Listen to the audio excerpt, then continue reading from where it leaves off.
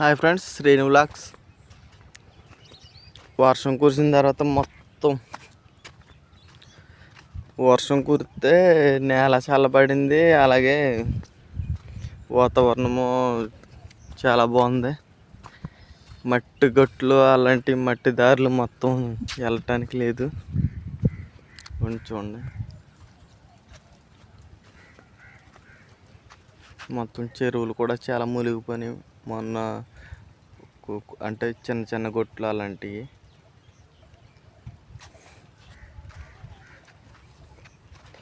వెంటనే లాగేసింది ఇసుక నేల. ఇది